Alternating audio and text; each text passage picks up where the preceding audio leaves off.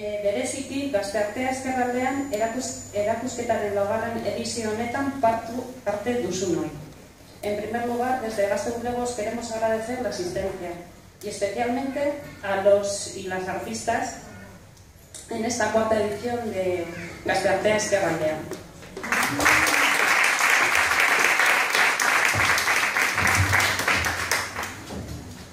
Arratsaldeon eta ongi etorri Barakaldora.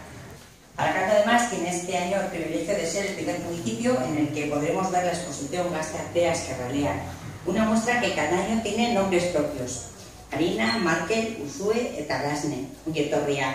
Gazteartea Ezkerraldean da un pequeño empujón a los artistas locales, favorece su incorporación al ámbito profesional y les ofrece ese primer trampolín, invitando a la ciudadanía a experimentar sus creaciones. Aquí en Baracaldo podremos disfrutar de la obra hasta el día 27 y brindándoles oportunidades como este Gazteartea Ezkerraldean, que además de favorecer a jóvenes artistas, impulsa a los municipios a sacar pecho como muestra de orgullo.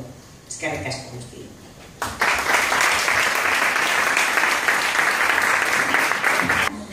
Bueno, lo primero de todo, pues dar las gracias al Ayuntamiento de Baracaldo y a la Diputación por promover este tipo de eventos culturales, ¿no? Hola, buenas tardes a todos. Feliz, eso primero. Y quería decir que estudio Bellas Artes, estoy estudiando la modalidad de creación y diseño y estoy en tercero.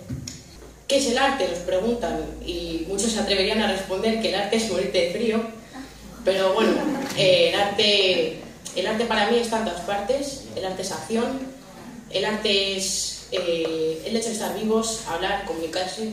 Buenas tardes a todos, gracias por haber venido, gracias a la alcaldesa, a los concejales que tenemos por aquí.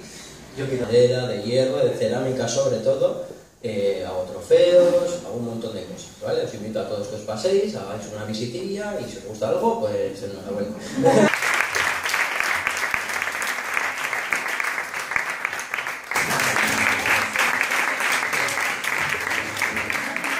Yo luego